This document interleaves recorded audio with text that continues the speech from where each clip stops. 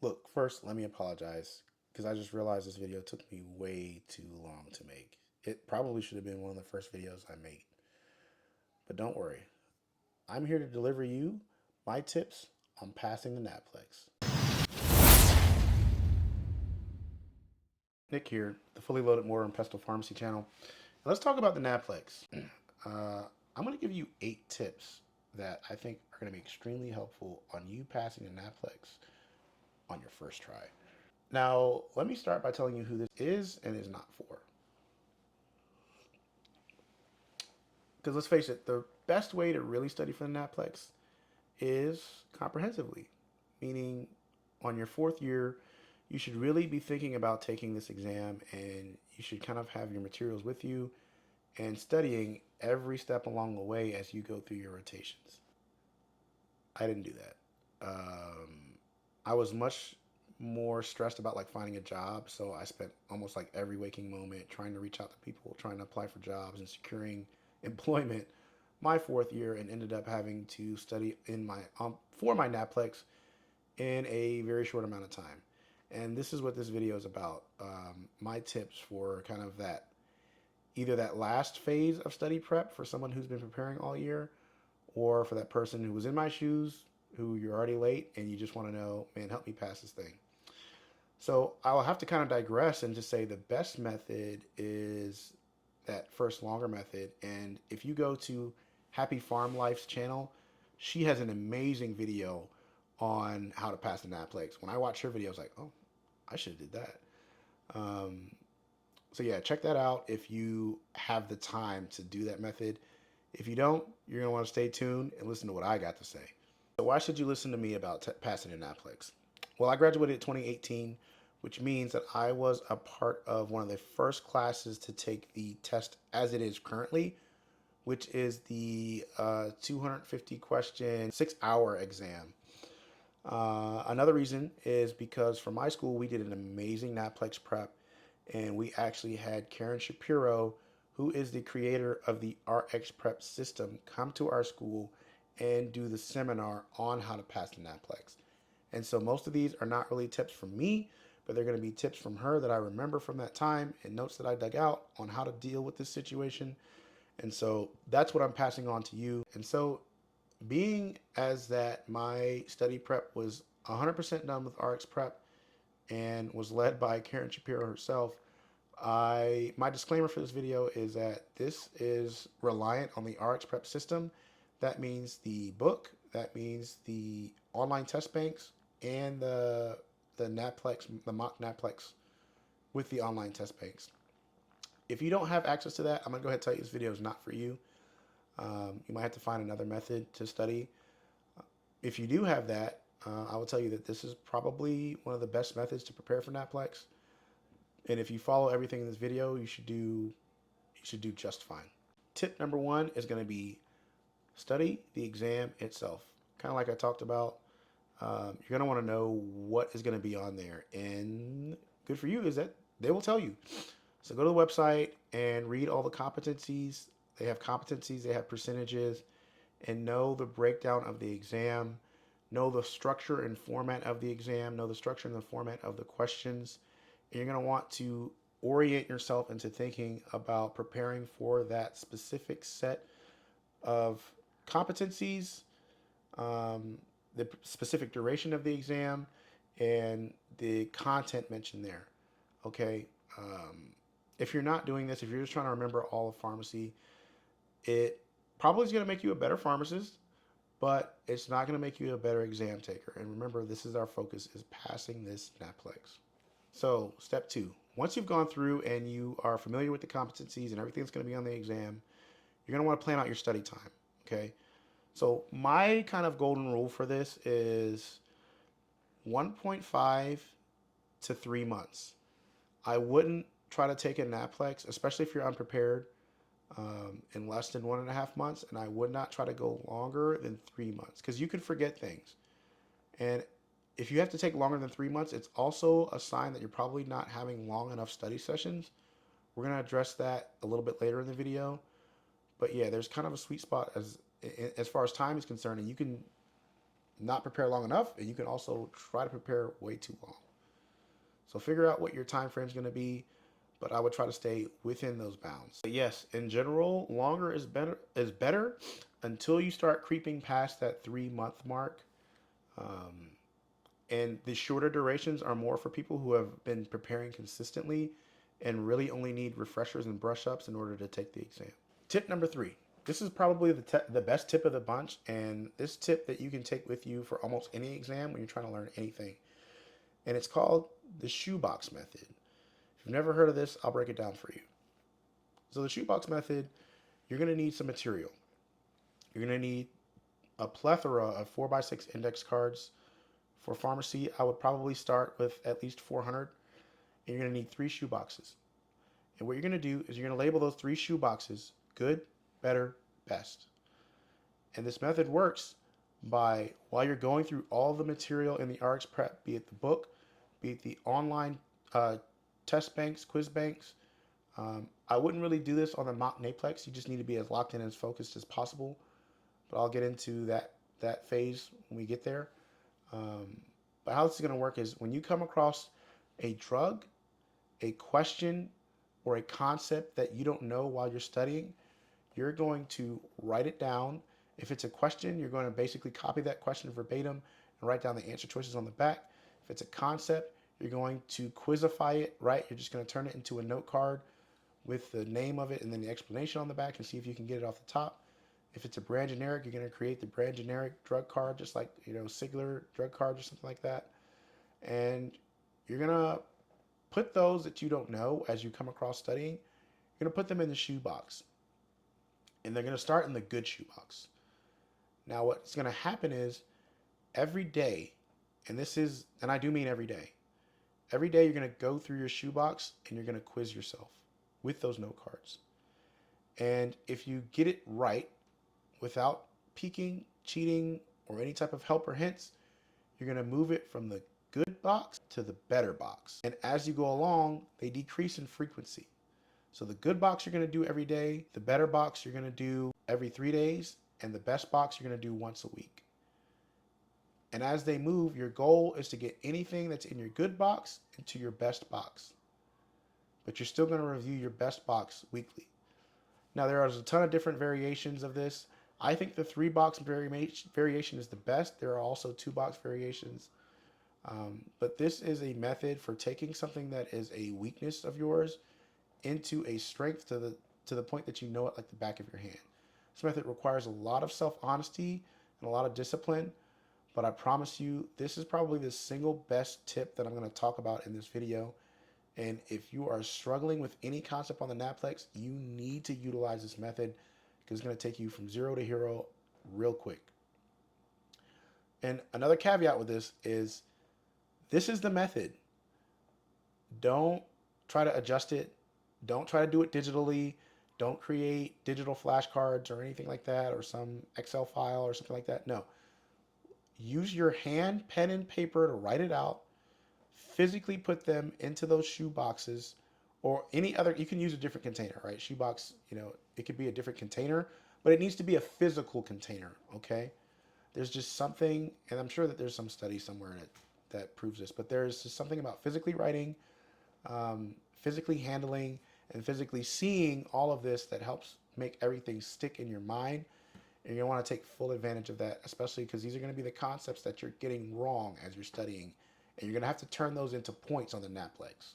This next tip is also going to be vitally important. Tip number 4 is going to be prepare for the duration of the test. There have been many people that I have talked to that fail this exam, not because they don't know the material, but because they're not prepared to take a 6-hour exam. It is brutal, it is long, and if you're not used to that exam length, you can get on there and start missing things that you know just because you're tired. I promise you, it's as simple as getting a question and you start to get that mental fatigue, and then you don't see the not in the question and you go down and choose the wrong answer. You stop reading all the answer choices. You stop reading every word. You stop reviewing every drug in the question. You don't go over the patient profile and do every calculation that you need to do. Keep in mind, this exam is case-based, And you're gonna have to be thinking throughout that entire exam, all 250 questions. And if you're not used to that, the stamina aspect, the endurance aspect can straight up take you out for someone who's otherwise an amazing student, an amazing test taker. So you got to prepare for that. And how I did that was I made sure that all of my study sessions were at least 2 hours. And when I say 2 hours, I mean 2 hours, cell phone put away, nobody bothers me. I am locked in, focused for that entire 2 hour period without any breaks because that's what that exam is like. You're going to have to at least go for those 2 hour stretches to get your break time, and then you can go from there. But you've got to be able to do at least an hour and a half or a 2 hour stretch. Now, the only caveat to this I can also tell you is I also had an objective stretch. So it wasn't just 2 hours, but 2 hours and or 100 pages or 100 questions at a time with locked in focus. You need to train this going up to your exam in order for you to actually do well because the stamina, it can wipe you out. All right, tips 5 and 6 I'm going to give you together because they are very similar and it's kind of the same concept with just two different sections on the exam. So there are two sections on this exam that you need to be studying daily. Your study sessions need to begin with both of these sections, and you don't really need to prepare for this exam without doing one of these. And that's going to be math and biostatistics. I know that biostatistics is probably harped on a lot by your universities. If you had a good school, they definitely harped on it because it is a huge part of this exam, along with a huge part of being a pharmacist, especially clinically, or a science communicator in general. You really need to know that stuff. And math it's just a huge part of being a pharmacist, right? You can't be a pharmacist without being good at math. I'm sorry. It's just it's the nuance in what we do. Every healthcare provider knows what prednisone does, but where the questions that you'll get as a practicing pharmacist is going to be, hey, can you help me convert, methylprednisolone or prednisone at an equivalent dose? Or, man, what's the half-life? Can I give this dose now? Like all those mathematical concepts are what all of the other healthcare providers really rely on us for. They know what amiodarone does. They want us to calculate the drips. They know what heparin does. They want us to calculate the rates with the weight and which weight to use and, creatinine clearance and which dose to give. So math is a lot of the nuance in pharmacy. And if you can't do it, quite frankly, you probably shouldn't pass this exam, nor should you be a pharmacist. Um, so yeah, study that every day. Know it like the back of your hand. I know that there are all these calculators out there that you'll use, as you practice, but you need to know how to do everything, every calculation in that RX prep book. You need to know how to do it. If you can't, don't show up to that exam. And the same goes for biostats.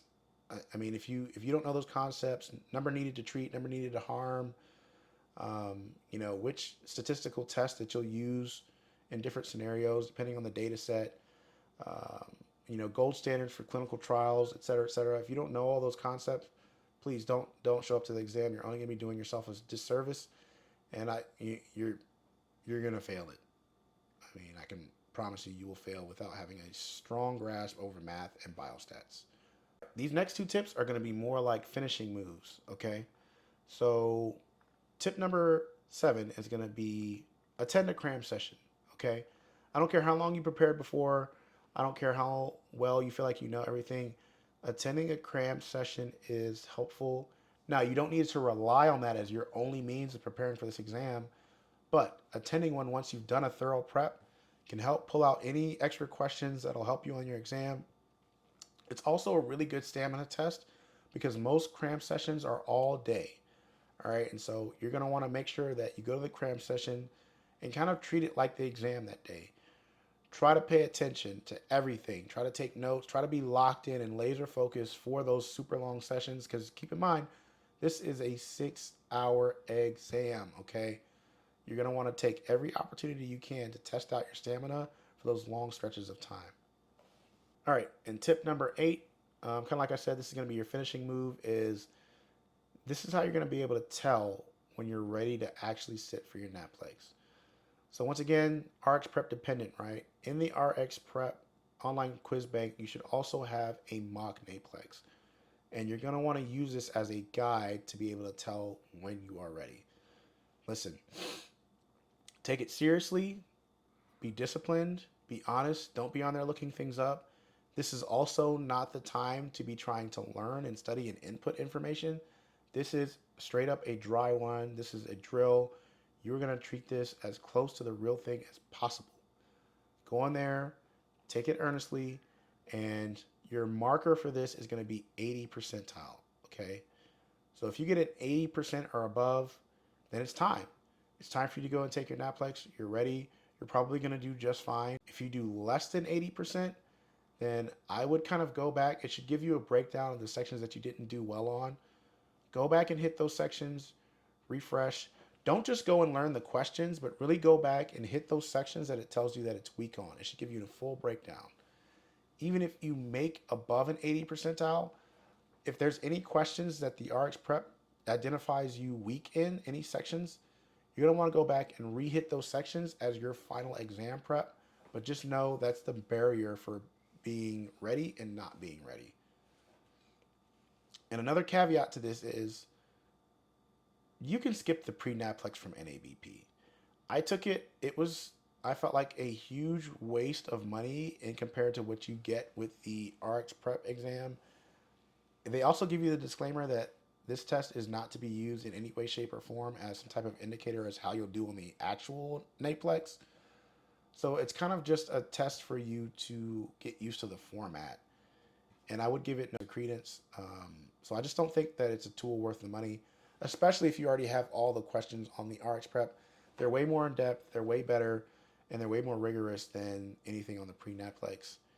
So yeah, save yourself the money and time and anguish and skip it.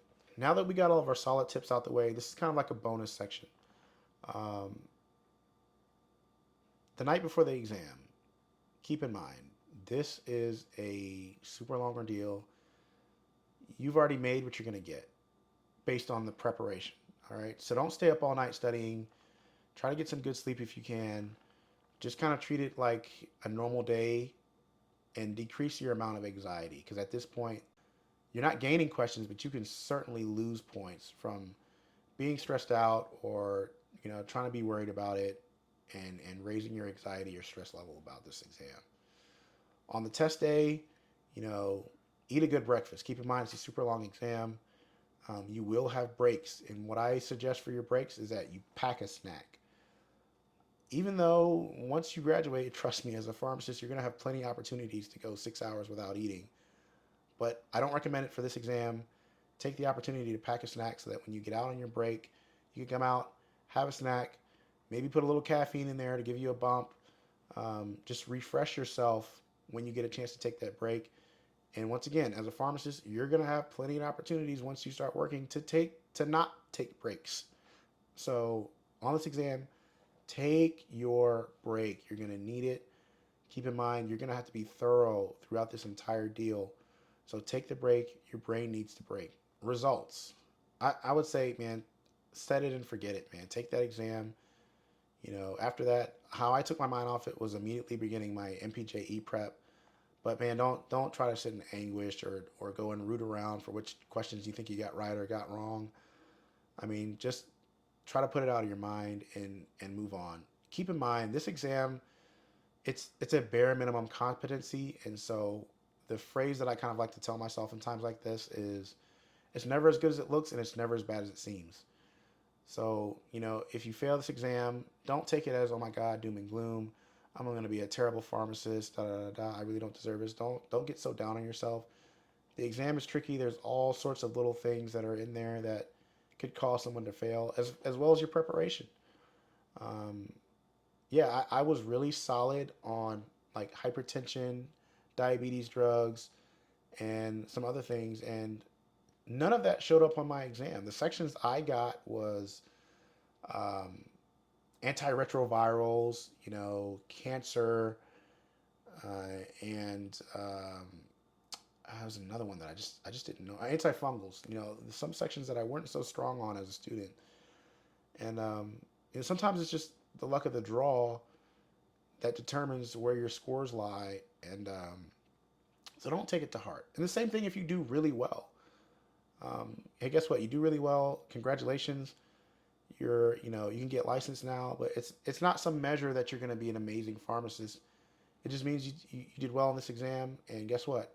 After you get licensed, nobody's going to ask you what that score is because nobody cares. You still have a lot to learn. You still have a lot of work to do to grow, and yeah, it's just a blip on what hopefully for everyone is a long, successful career as a pharmacist. So don't get too up or too down about it. It's just a test to let you into the club, and what you get in there, what you do after that is going to define who you are as a pharmacist. Oh, well, that's it, guys. Those are my tips for NAPLEX. I hope it helps. If I can help someone feel a little bit better about that exam, um, I feel proud of that, quite frankly. I know that one of the reasons that I made this video was that I see that the NAPLEX pass rates are not as good as what they used to be. I also, kind of scan the pharmacy Reddit, and I see a lot of older pharmacists commenting, and I feel like I want to do what I can do to help instead of just running my mouth about the younger generation. Hey, a lot of those pharmacists don't know that the exam is completely different now. It's not the exam that they took. A lot of them, it's a 6-hour deal now. Pharmacy's changing now, right? There's entire sections of drugs that just didn't even exist 20 years ago, right? Like monoclonal antibodies, um, entire new classes of cephalosporins. Like there's a lot of changes in our field, and it's rapid, and it's only getting bigger and more complex. Biologics, all this is just changing. So my heart goes out to the younger PharmDs that are still pursuing this profession, regardless of all of the doom and the gloom that's out there. I tip my hat, and yeah, I wanted to put out my video to help whoever's got to take this test, and I hope it does. So, yep, like, comment, subscribe. Let me know what you think.